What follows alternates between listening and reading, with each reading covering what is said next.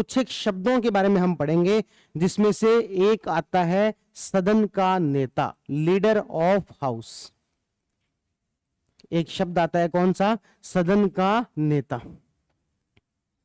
सदन का नेता का मतलब होता है कि दो सदन है हमारे, कौन कौन से? लोकसभा है और एक राज्यसभा है।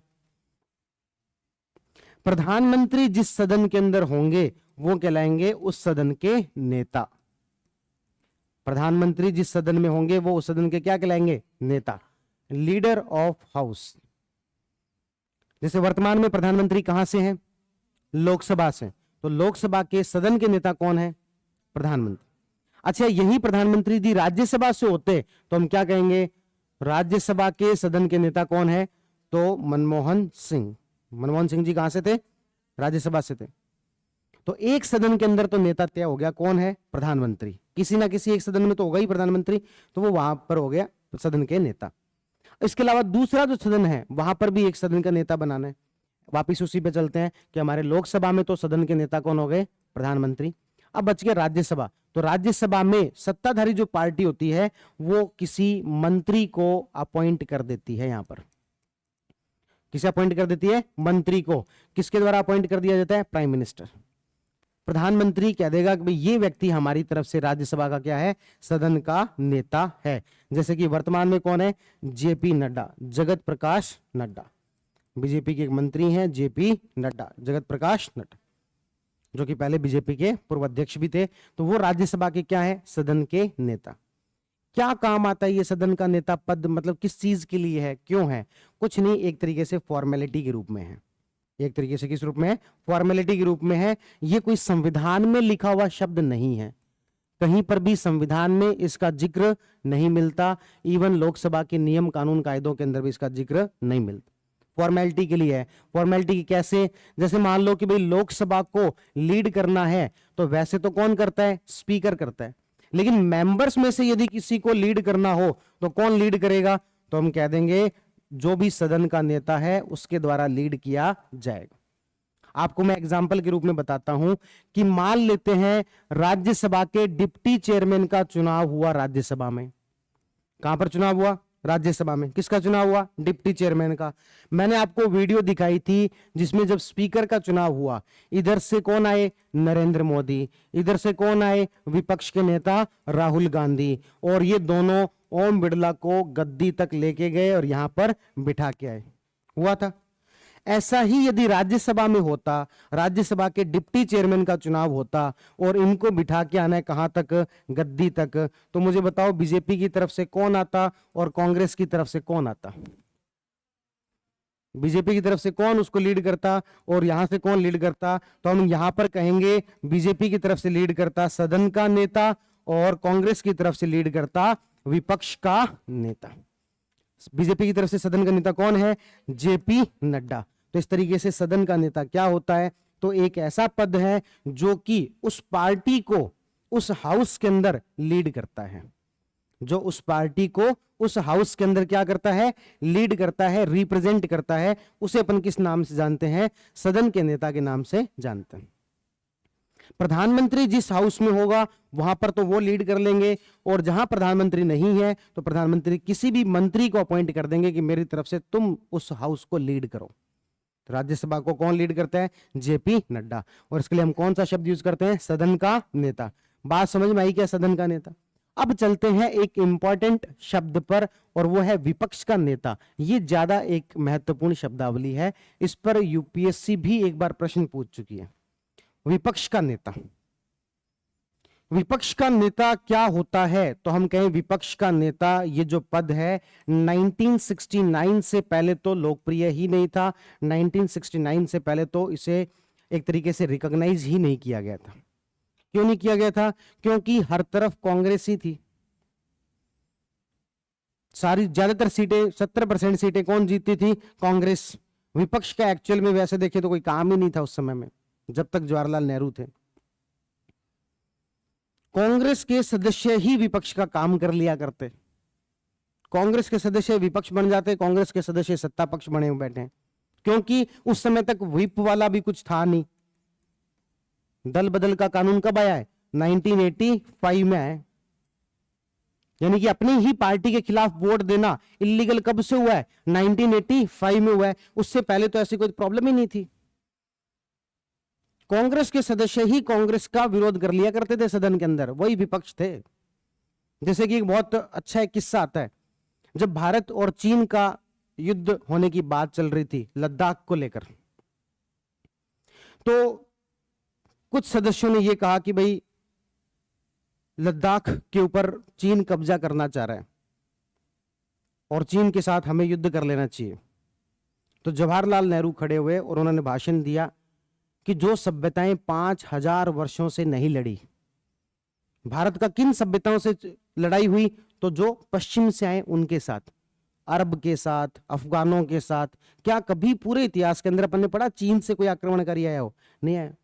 तो बोले कि जो 5000 वर्षों से जो सभ्यताएं आपस में नहीं लड़ी, और जमीन के ऐसे टुकड़े के लिए हम उस देश से लड़ेंगे, जमीन के ऐसे टुकड़े के लिए जहां पर कि एक कोई भी पौधा तक नहीं उगता, जहां पर भी कुछ भी नहीं होता, पूरी तरफ बर्फ ही बर्फ है, कुछ भी नहीं होता, वहां पर कुछ भी नहीं उगता, ऐसे लद्दाख के लिए, ऐसे जमीन के टुकड़े के लिए हम चीन से लड़ेंगे? तो कांग्रेस के एक सदस्य थे महावीर प्रसाद त्यागी, वो खड़े हुए, उन्होंने कहा कि सर उगता तो मेरी टांट पर भी कुछ नहीं है, वो भी चीन को दे दोगे क्या? वो गंजे थे, तो उन्होंने कहा उगता तो मेरी टांट पर भी कुछ नहीं है, वो भी चीन को दे दोगे क्या? तो ये एक महत्वपूर्ण किस्सा है कि भाई उस समय में विपक्ष किस प्रकार का था, या फिर संसदीय परंपरा किस प्रकार की थी कि बीजेपी, कांग्रेस के नेता कांग्रेस का विरोध कर लिया करते। आज के समय में बीजेपी के नेता करके देखें, शाम कोई मोटा भाई बाहर बुलाए, तू साइड में आ जा, इसको खोपचे में लो, इससे टॉर्च मार इसके ऊपर। तो उस समय में विपक्ष के नेता की आवश्यकता नहीं थी। पहली बार विपक्ष के नेता जैसा शब्द कब आया? 1969 में, और इसे वैधानिक मान्यता मिली 1977 के। वैधानिक मान्यता कब मिली? 1977 के अंदर। अच्छा, विपक्ष का नेता कौन होगा? अब देखो, सत्ता में कौन है? बीजेपी।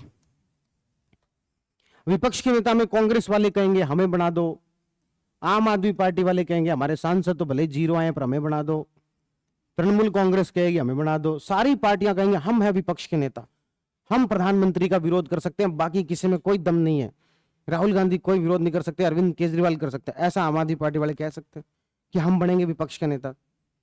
लेकिन विपक्ष का नेता बनने की एक शर्त है। क्या शर्त है? सेकंड हाईएस्ट सीट उसके पास में होनी चाहिए, और कम से कम 10% सीटें होनी चाहिए।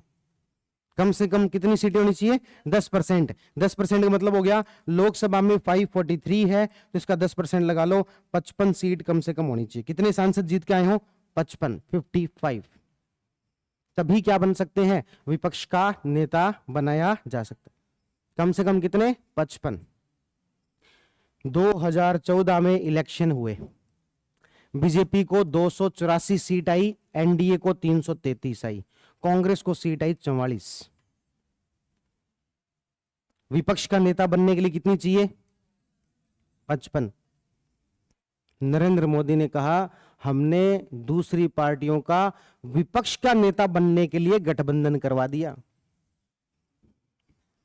पहले गठबंधन बनते थे किस बात के लिए? सरकार बनाने के लिए। अब आपको विपक्ष का नेता बनना है, उसकी भी सीटें पूरी नहीं है, गठबंधन कर लो 55 पूरा करने के लिए। क्या गठबंधन के आधार पर विपक्ष का नेता बनेगा? नहीं, खुद को 55 सीटें आनी चाहिए। तो याद रखना, 2014 से लेकर 19 तक लोकसभा में कोई भी विपक्ष का नेता नहीं था। 2019 से लेकर जब चुनाव हुए, इस बार बीजेपी को सीट आई 303, कांग्रेस को सीट आई 52। फिर से विपक्ष का नेता नहीं। 2019 से 24 तक भी लोकसभा में कोई विपक्ष का नेता नहीं था। और याद करो, मैंने कल पढ़ाया था कि 2019 से 24 के बीच में लोकसभा का उपाध्यक्ष भी नहीं बनाया। क्यों नहीं बनाया? क्योंकि वो किसी विपक्षी पार्टी से बनाना होता है। ऐसा कोई जरूरी नहीं कि विपक्ष के नेता को ही बनाना होता है, पर किसी विपक्षी पार्टी से बनाना होता है। ये संसदीय परंपरा है। तो सरकार ने कहा कोई विपक्षी पार्टी है ही नहीं, बनाए किसे? हालांकि कोई लॉजिक नहीं था, इस बार तो है ना, इस बार भी नहीं बनाया, पर सरकार ने कहा कि भी कोई विपक्षी पार्टी है ही नहीं। इस बार चुनाव हुआ 2024 के अंदर, बीजेपी को सीट आई 240 और कांग्रेस को सीट आई है 99। विपक्ष का नेता बनने लायक तो हुए कम से कम। कांग्रेस के इतिहास का तीसरा सबसे बुरा प्रदर्शन था ये। सबसे बुरा प्रदर्शन 44, फिर उसके बाद 52 और तीसरा सबसे बुरा प्रदर्शन 90। 3 ही बार कांग्रेस के इतिहास में ऐसा हुआ है जब वो 100 से कम सीटों पर रही है, तो 99 पर रही। लेकिन अब इस बार विपक्ष के नेता कौन है? राहुल गांधी। वो खुद इस बार क्या बने हैं? विपक्ष के नेता बने हैं। एक उपनेता भी होता है, राहुल गांधी की सहायता करने के लिए भी एक उपनेता होते हैं, और ये वो असम के रंजन गोगोई के बेटे के नाम के गौरव गोगोई। गौरव गोगोई को क्या बनाया गया है? उपनेता, विपक्ष के उपनेता। विपक्ष के नेता तो कौन है? राहुल गांधी, और विपक्ष के उपनेता कौन है? गौरव गोगोई। ठीक है ना? तो विपक्ष के नेता से क्या समझ में आया? मिनिमम कितनी सीटें आनी चाहिए? 10%। और 1979 में इसे क्या हुआ? पहली बार वैधानिक मान्यता मिली। अच्छा, इसका जो दर्जा है, विपक्ष का जो नेता है, इसका दर्जा भी कैबिनेट मंत्री के समान होता है। किसके समान होता है? कैबिनेट मंत्री। ध्यान रखना, मैं यहां पर किसकी बात कर रहा हूं? कैबिनेट मंत्री। जबकि लोकसभा महासचिव में क्या कहा था? कैबिनेट सचिव के समान। अधिकारी को अधिकारी के बराबर रखो भाई। लोकसभा महासचिव कैबिनेट सचिव के समान, और विपक्ष के नेता किसके समान? कैबिनेट मंत्री के समान। तो इनका जो दर्जा है वो किसके समान होता है? कैबिनेट मंत्री के समान होता है विपक्ष का नेता। सबसे पहले जो 77 में जो विपक्ष के नेता थे, वो यदि पूछ लिया जाए तो एक व्यक्ति थे जिनका नाम था राम सुभग सिंह। कौन थे? राम सुभग सिंह। वो पहली बार विपक्ष के नेता बने थे। अच्छा, 77 में भी ऐसा क्या हुआ? 77 में आपको पता होगा इंदिरा गांधी चुनाव हार गई थी। तब जनता पार्टी की सरकार आई थी। जनता पार्टी ने कहा कि आज तक कभी विपक्ष को नहीं पूछा गया, लेकिन हम ऐसा नहीं करेंगे, और एक विपक्ष का नेता बना रहे हैं 77 में, जो इसे वैधानिक दर्जा दिया गया था। बात समझ में आई क्या? तो हमने कौन सा पद पढ़ा? विपक्ष का नेता। इससे पहले क्या पढ़ा था? सदन का नेता। ये दोनों बातें अच्छे से समझ में आ गई। आगे बढ़ सकते हैं। चलिए, एक शब्द और चर्चा करते हैं, वो है, कई बार बीच बीच में नाम आता रहता है, जिसको अपन बोलते हैं व्हिप, जिसे हिंदी में कहते हैं सचेतक। हिंदी में क्या बोलते हैं? सचेतक। जो कि सदस्यों को सचेत करने का काम करता है। जो कि क्या करता है? सदस्यों को सचेत करने का काम करता है कि भी आपको ये सब चीजें करनी है। जैसे कि हमने कहा कि मान लो आर्टिकल 370 को हटाने का या उसमें कोई संशोधन का प्रस्ताव आने जा रहा है, तो उसमें बीजेपी के सभी सदस्यों को एक पार्टी का क्या होगा? व्हिप होगा। और ये पार्टी का व्हिप सभी एमपी को एक मैसेज भिजवाएगा कि भाई देखो, कल सदन के अंदर बहुत महत्वपूर्ण एक प्रस्ताव आने जा रहा है, आप सबको आना है और बीजेपी के फेवर के अंदर वोट करना है। क्या करना है? बीजेपी के फेवर में वोट करना है। कहीं कल को कोई सांसद कह दे, हो मुझे तो पता नहीं लगता, मुझे लगा अपन विरोध कर रहे हैं, इसलिए मैं तो अगेंस्ट वोट दे के आ गया। या कोई कहे कि मुझे जूस पिला दो, मुझे चक्कर आ रहे हैं, तो ऐसा ना हो, इसके लिए जो वो व्हिप क्या करेगा? सभी एमपी को एक मैसेज भिजवा देगा, कल सदन में सबको आना है और इसके फेवर में वोट करना है। तो एक तरीके से ये व्हिप का या सचेतक का काम क्या है? सदन में सदस्यों पर अनुशासन बनाए रखना। सदस्यों का अनुशासन, पार्टी अनुशासन बनाए रखना। क्या करना? पार्टी अनुशासन। पार्टी अनुशासन मतलब पार्टी लाइन पर वो चलें। जो पार्टी ने लाइन रख रखी है कि भाई इसका विरोध करना है, इसका समर्थन करना है, तो वो पार्टी लाइन पर सारे उस पार्टी के एमपी चले। ऐसा नहीं हो कि भाई प्रधानमंत्री कुछ बोल रहे हैं और गृह मंत्री उसके अपोजिट बोल रहे हैं, ऐसा नहीं हो। पार्टी लाइन पर सभी सदस्य चले। इस चीज को एंश्योर करने के लिए हर पार्टी का एक क्या होता है? व्हिप अपॉइंट होता है। हर पार्टी का। हर पार्टी का मतलब क्या? कांग्रेस का भी होगा, बिल्कुल कांग्रेस का भी होगा। आम आदमी पार्टी के पास तो एक ही सांसद है, तो एक सांसद को तो क्या ही व्हिप भेजना पर होता है। सब पार्टी का जिसका एक भी मेंबर है उसके लिए भी एक क्या होता है? व्हिप जो है अपॉइंट हो। पार्टी करती है, सरकार थोड़ी ना कुछ करती है, पार्टी को करना है। मान लो ये कह दिया कि आम आदमी पार्टी ने कह दिया कि ये XYZ व्यक्ति हैं, ये हमारे व्हिप हैं, इनके द्वारा एक नोटिस, जब भी कोई बिल आना होगा तो उनके द्वारा एक नोटिस जारी कर दिया जाएगा, हमारी पार्टी के जो भी मेंबर है, भले एक ही है, उनको इसके फेवर में वोट करना है। तो इस तरीके से इनके द्वारा एक व्हिप जारी कर दिया जाएगा, नोटिस जारी कर दिया जाएगा। अच्छा, यदि किसी ने फेवर में वोट नहीं किया तो, यदि किसी ने, इन्होंने व्हिप जारी कर दिया कि आपको इस बिल के फेवर में वोट करना है, और यदि किसी ने फेवर में वोट नहीं किया तो फिर क्या होगा? ऐसे व्यक्ति पर दल बदल अधिनियम लागू होगा, एंटी डिफेक्शन लॉ। और दल बदल अधिनियम का मतलब होता है ऐसे व्यक्ति की मेंबरशिप चली जाएगी, ऐसे व्यक्ति की सदस्यता ही चली जाएगी, मेंबरशिप चली जाएगी। लेकिन जैसे उसने खिलाफ वोट किया, उस सदस्य को पता लग गया कि भाई काम तो कर दिया अपन ने गलत, वो तुरंत अगले दिन आके पैरों में पड़ जाए पार्टी के, भाई साहब गलती हो गई, आगे से ऐसा नहीं करेंगे। तो 15 दिन के अंदर अंदर इसे माफ भी किया जा सकता, 15 दिन में क्या किया जा सकता है? माफ किया जा। तो ये जो व्हिप है, जो सचेतक है, क्या ये कुछ सरकार ने अपॉइंट किया है? नहीं। किसके द्वारा अपॉइंटेड है? पार्टी के द्वारा। पार्टी अपना व्हिप जो ये अपॉइंट करती है। तो क्या इसके बारे में कहीं संविधान में लिखा गया है? नहीं। क्या संसदीय नियमों में लिखा गया है? नहीं, कहीं नहीं लिखा गया। ये एक इनफॉर्मल टर्म है, व्हिप या फिर सचेतक, जो कि इनफॉर्मल वे में चीजें चलती है और अपने सदस्यों के ऊपर अनुशासन बनाए रखने का काम इसके माध्यम से किया जाता है। उसके लिए हम किसका प्रयोग करते हैं? व्हिप या फिर सचेतक। बात क्लियर है क्या? सचेतक का काम क्या होता है? सभी सदस्यों को सचेत करना। जैसे अभी आप सब लोग कभी कभार बीच बीच में सो जाते हो, पढ़ते पढ़ते सो जाते हो, तब मुझे सचेत करना पड़ता है, लो भाई थोड़ी देर नोट्स पढ़ लो। तो विपक्ष का नेता पढ़ लिया, सदन का नेता पढ़ लिया और व्हिप के बारे में पढ़ लिया। छोटे छोटे 2-3 एक शब्द और है, उसको अपन पढ़ लेते हैं। एक है जिसको बोलते हैं लैम डक सेशन। क्या बोलते हैं? Lame duck session. Lame duck session. Duck क्या होता है? डक क्या होता है? बतख। आपने कभी पुराने मैच देखे हो? क्रिकेट मैच कितने लोग देखते हैं?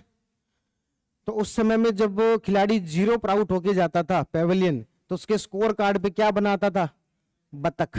क्या बनी जाती थी? बतख। यानी कि डक यानी कि बतख यानी कि आउट होने का एक सिंबोलिज्म है। ये आउट होने का क्या है? प्रतीक है। क्या? बतख। तो याद रखना लैमडेक सेशन का क्या मतलब है? इसका मतलब है कि जैसे अब चुनाव होंगे, कब? 2029 में। तो जब चुनाव हो गए, अभी रिजल्ट आना बाकी है, उस समय में सभी सांसद 543 मेंबर एक बार आएंगे, कहेंगे भाई लास्ट बार चले लोकसभा, महफिल जमाते हैं। इसके बाद तो पता नहीं कौन आएगा कौन नहीं आएगा, कुछ लोग क्या हो जाएंगे? बाहर हो जाएंगे। तो वो एक बार लास्ट बार ऐसे सेशन बुलाते हैं, इनफॉर्मल है सेशन बुलाते हैं, और इस सेशन को अपन क्या किस नाम से जानते हैं? लैमडक सेशन के नाम से जानते हैं, क्योंकि इसमें से बहुत सारे लोग क्या हो जाएंगे? आउट हो जाएंगे। इसलिए एक बार अंतिम बार वो मिलते हैं और इस सेशन को अपन क्या बोलते हैं? लैमडक सेशन के नाम से बुलाते हैं। इसी तरीके से एक शब्द होता है जिसे कहते हैं क्रॉसिंग द फ्लोर, एक शब्द होता है जिसे कहते हैं यील्डिंग द फ्लोर, एक होता है जिसे कहते हैं साइन डाई। क्या कहते हैं? Sign die. साइन डाई का मतलब है कि भाई नॉर्मली क्या होता है, मैंने आपको बताया था कि आज 7 बजे से लेकर 1 बजे तक क्लास है और 1 बजे क्लास को स्थगित कर दिया जाएगा कल सुबह 7 बजे तक। अपन ऐसे क्या कह जाते हैं कि कल सुबह 7 बजे मिलते हैं, 7 बजे तक क्लास को क्या कर दिया? स्थगित। शनिवार को मैं कह दूंगा भाई संडे के लिए भी स्थगित किया जाता है, मंडे सुबह 7 बजे तक स्थगित करके जा रहे हैं क्लास। कितने बजे तक? मंडे सुबह 7 बजे तक। लेकिन किसी दिन मैं ये कहूं कि लो भाई अब आपकी क्लास को स्थगित किया जाता है, आप कहोगे सर कल आना है कि नहीं आना, तो मैं कहूं थोड़ी देर बाद बताएंगे, आपको इन्फॉर्म कर दिया जाएगा। अभी तो बस इतना है कि अभी क्लास को क्या किया जा रहा है? स्थगित। कब तक? नहीं पता। वापस कब आना है? नहीं पता। बस इन्फॉर्म बाद में कर देंगे, लेकिन अभी तो हम सिर्फ इसको क्या कर रहे हैं? स्थगित है। ऐसी कंडीशन के लिए कौन सा शब्द यूज करेंगे? साइंड है। कौन सा करेंगे? साइंड है। एक होता है जिसे अपन कहते हैं क्रॉसिंग द फ्लोर और एक होता है yielding the floor. Crossing the floor का मतलब कोई सदस्य यदि बोल रहा है उसके बीच में से जाना या उसको बोलने नहीं देना, टोकना, तो वो क्या कहलाता है? Crossing the floor. ठीक है, कोई भी सदस्य बोल रहा है उसको के बार बार बीच में खड़े होना, वहां से चले जाना, तो ये क्या कहलाता है? Crossing the floor. और यील्डिंग द फ्लोर का मतलब होता है कि कोई सदस्य बोल रहा है, जैसे मान लो कि अमित शाह बोल रहे थे, है ना, और अचानक से प्रधानमंत्री मोदी को बैठे बैठे कोई बात याद आ गई, वो अचानक से खड़े हो गए। अमित शाह का इतना वो सम्मान करते हैं अमित शाह, तो वो कहेंगे लो मोटा भाई आप ही बोल लो, मैं एक बार बैठ जाता हूं। तो प्रधानमंत्री को बोलने का मौका दे दिया। अपने बोलने का समय किसको दे दिया? प्रधान। सबके बोलने का समय निर्धारित होता है, ये सदस्य इतनी देर बोलेंगे, ये सदस्य इतनी देर बोलेंगे। ऐसे नहीं कि कोई बोलने लग गया तो नेता की तरह भाषण शुरू कर दिए तो कर दिए, अब 6 घंटे तक लगातार बोल रहे हैं, और फिर कहे विपक्ष के नेता नहीं हमारी आवाज दबाई जा रही है, हम जब बोलते हैं तो माइक बंद कर दिया जाता है। ऐसा कुछ नहीं होता है, ये फर्जी बातें हैं। सब सदस्यों के बोलने का समय निश्चित है। अच्छा, लेकिन क्या फिर राहुल गांधी कई बार कह देते हैं कि हमें बोलने का समय नहीं दिया जा रहा है? जिस पार्टी को जितनी सीट आती है उस अनुपात में टाइम मिलता है। अब आम आदमी पार्टी कहे कि हमें कांग्रेस के बराबर क्यों नहीं बोलने दिया जा रहा है? भाई आपकी सीट कम आई है, जिसकी जितनी सीट होगी उस अनुपात में उसके बोलने का टाइम क्या होगा? निर्धारित होता है। और इसी तरीके से सदस्यों का समय भी क्या होता है? निर्धारित होता है। लेकिन कोई सदस्य अपना समय किसी दूसरे को दे रहा है बोलने के लिए, तो उसे अपन क्या बोलते हैं? Yielding the floor. ये कोई यूपीएससी 1999 में एक बार क्वेश्चन आया था, मैच करवाए थे, क्रॉसिंग द फ्लोर क्या होता है, यील्डिंग द फ्लोर क्या होता है, साइन डे क्या होता है। तो थोड़ा थोड़ा अपन ने बता दिया। ये बात क्लियर है? अब हम चलते हैं अगले आर्टिकल की तरफ, और वो आर्टिकल है आर्टिकल नंबर 101।